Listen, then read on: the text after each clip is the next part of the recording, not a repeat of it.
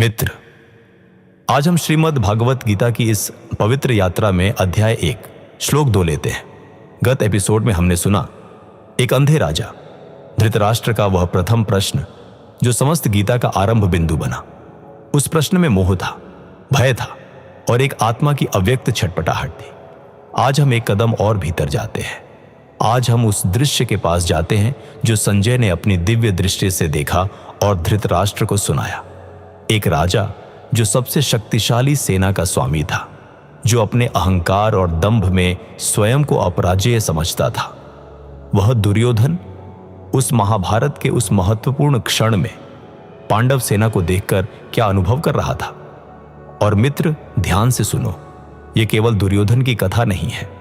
यह उस प्रत्येक मनुष्य की कथा है जो जीवन में किसी भी चुनौती को, किसी भी शक्तिशाली प्रतिद्वंद्वी को, किसी भी कठिन परिस्थिति को देखकर भीतर से कांपता है और उस कांपन को ढकने के लिए बाहर से और भी कठोर हो जाता है।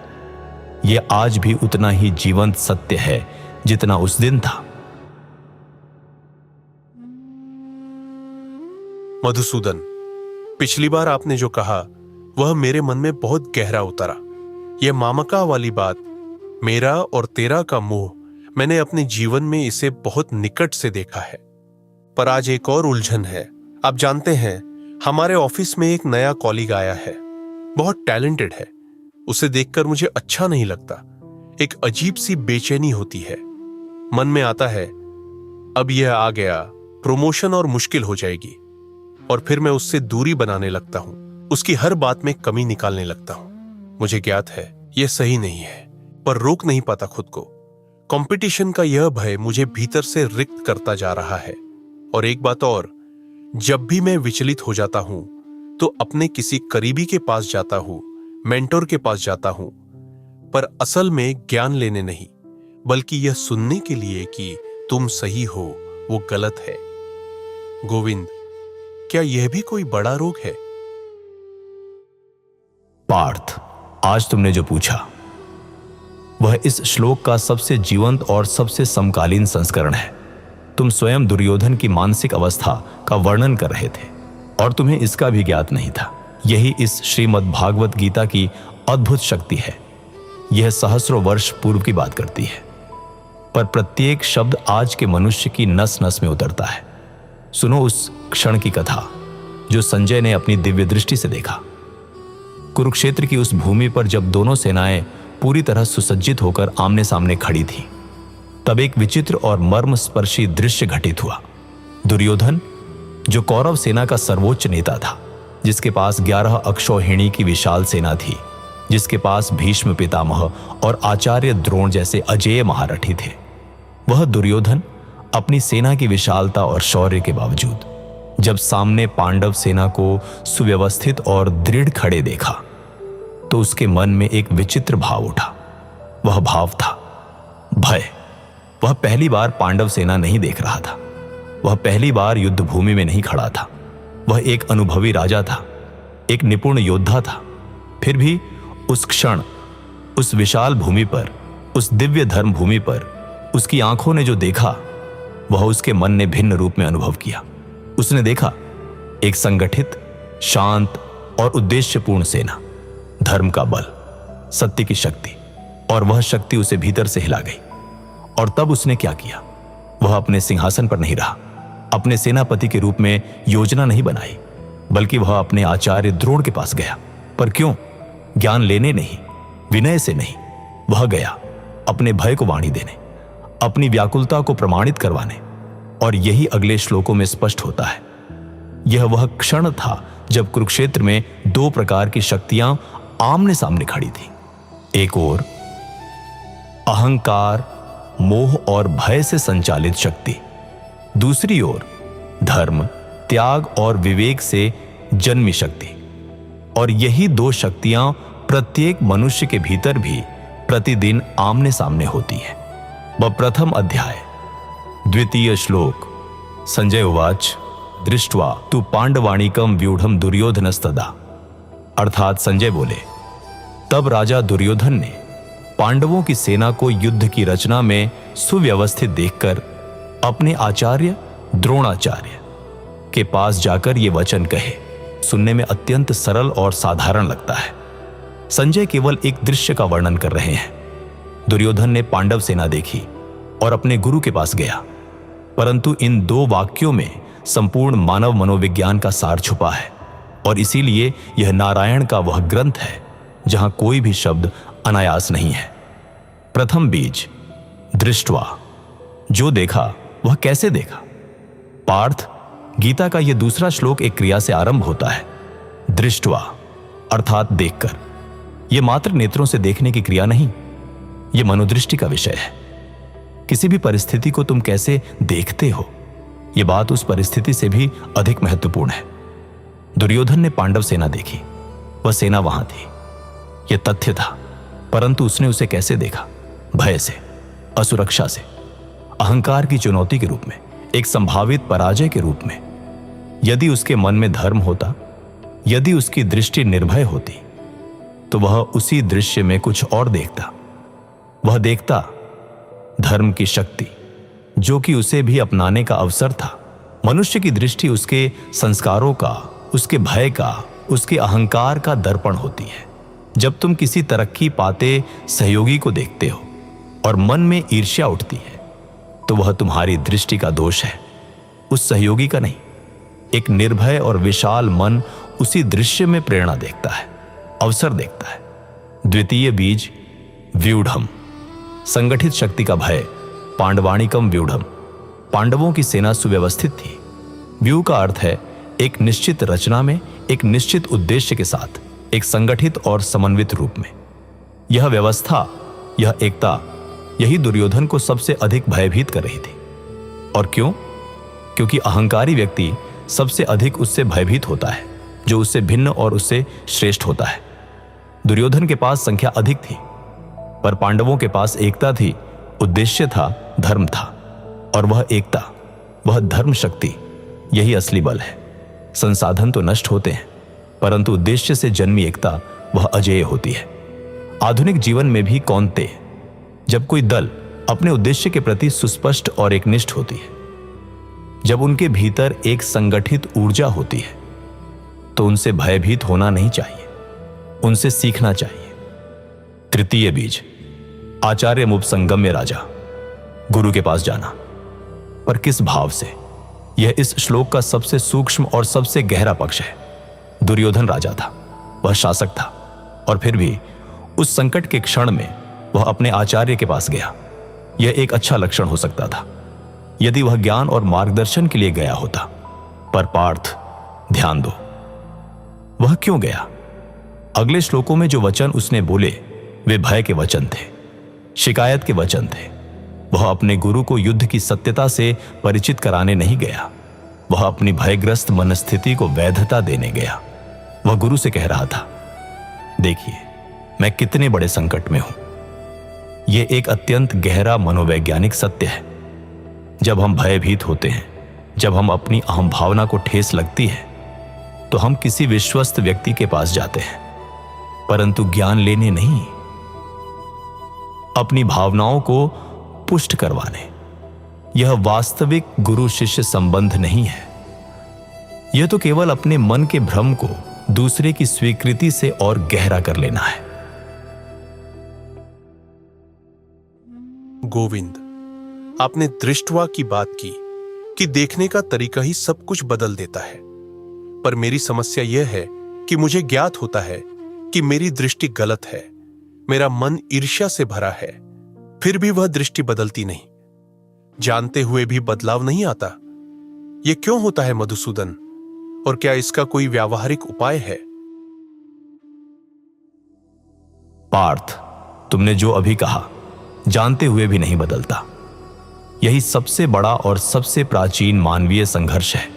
इसे शास्त्रों में प्रज्ञापराध कहा गया है, अर्थात बुद्धि का अपराध। जब बुद्धि सत्य को जानती हो, परंतु मन अपनी पुरानी आदतों और संस्कारों के कारण उस सत्य को स्वीकार करने से इनकार करे।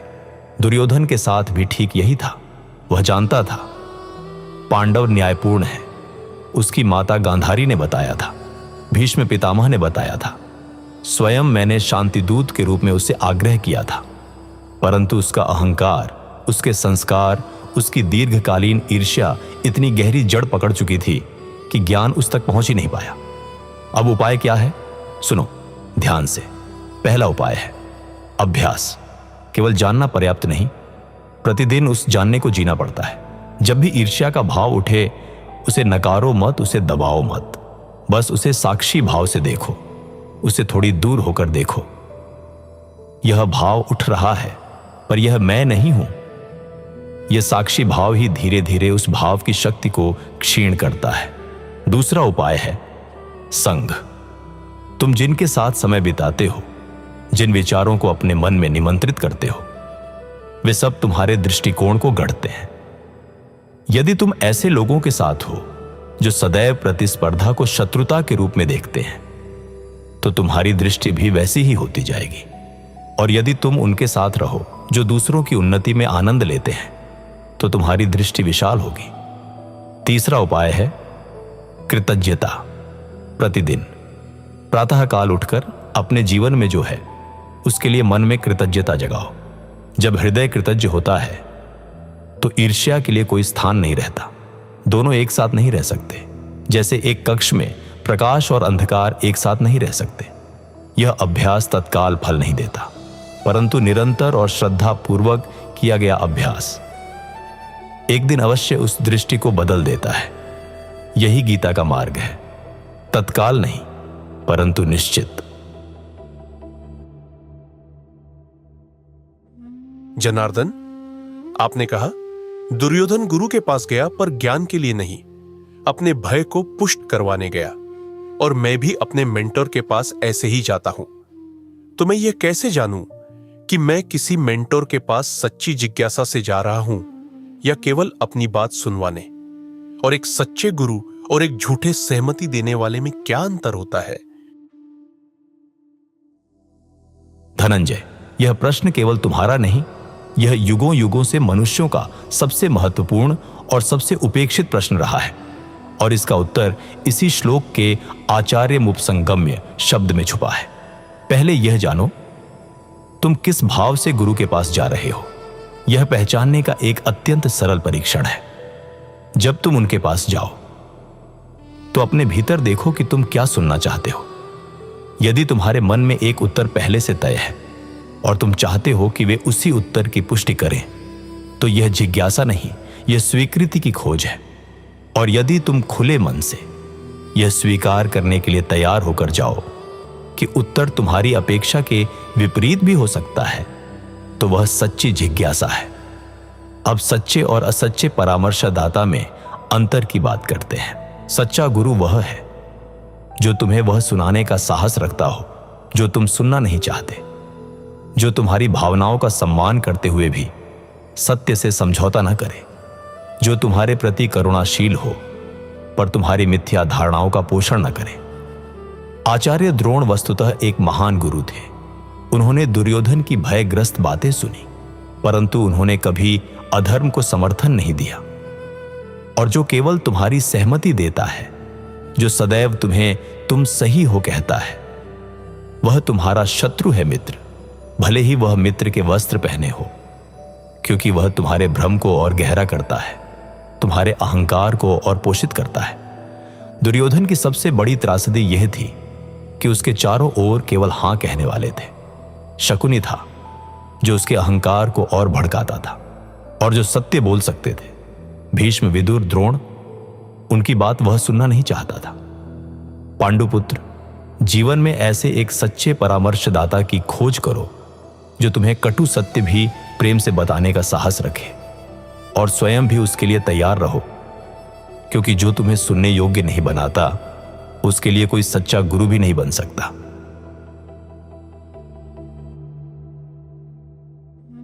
केशव, एक अंतिम प्रश्न। दुर्योधन में इतने दोष थे, मोह, अहंकार, ईर्ष्या, भय, फिर भी वह एक राजा था, एक नेता था। क्या बिना भीतरी परिवर्तन के भी कोई बाहर से इतना सफल हो सकता है? और यदि हां, तो क्या बाहरी सफलता और भीतरी शांति एक साथ संभव है? कौन्तेय, तुमने वह प्रश्न पूछा जो इस युग का और प्रत्येक युग का सबसे बड़ा प्रश्न है। हां, बाहरी सफलता भीतरी शांति के बिना भी संभव है। दुर्योधन इसका जीवित उदाहरण था। उसने हस्तिनापुर पर शासन किया। उसके पास धन था, सेना थी, वैभव था। संसार की दृष्टि में वह एक शक्तिशाली राजा था। परंतु पार्थ, उसकी एक रात की नींद की कल्पना करो। वह राजमहल में है, सुविधाएं हैं, सेवक हैं, पर भीतर से एक निरंतर जलन थी। पांडवों के प्रति, मेरे प्रति, अपने भाग्य के प्रति। वह सफल था पर सुखी नहीं था। उसके पास सब कुछ था पर भीतर एक गहरी रिक्तता थी। यही संसार की सबसे बड़ी और सबसे पुरानी भूल है। मनुष्य सोचता है पहले बाहर की सफलता मिले तब भीतरी शांति मिलेगी, परंतु सत्य इसके ठीक विपरीत है। बाहरी उपलब्धि भीतरी शांति नहीं देती, बल्कि जब तक भीतर शांति नहीं है तब तक बाहरी उपलब्धि भी कभी पर्याप्त नहीं लगती। एक लक्ष्य मिलता है, अगला लक्ष्य तत्काल सामने खड़ा हो जाता है। एक भय जाता है, दूसरा भय आ जाता है।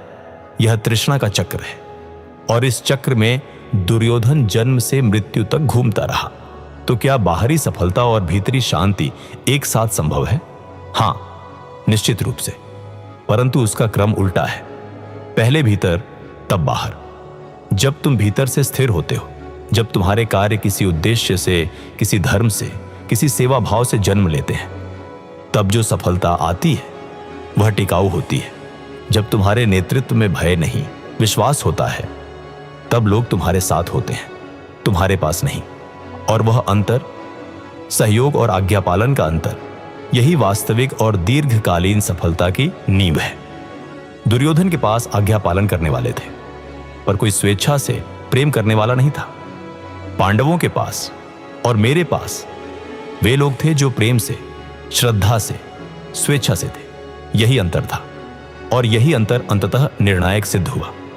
मित्र, दृष्टवा से आरंभ हुआ यह श्लोक हमें यही सिखाता है। अपनी दृष्टि बदलो, अपने भीतर के कुरुक्षेत्र में जाओ। जो दुर्योधन की दृष्टि है वह त्यागो।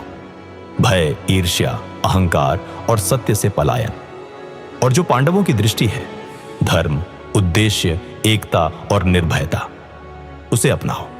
तब न केवल बाहरी सफलता आएगी, अपितु वह सफलता भीतरी आनंद के साथ आएगी। मित्र, स्मरण रखो, दुर्योधन की भूल दृष्टि की भूल थी।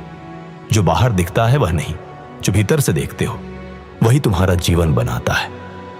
अपनी दृष्टि बदलो, तुम्हारा संसार बदल जाएगा। आज का यह श्लोक तुम्हारे जीवन में प्रकाश डाले।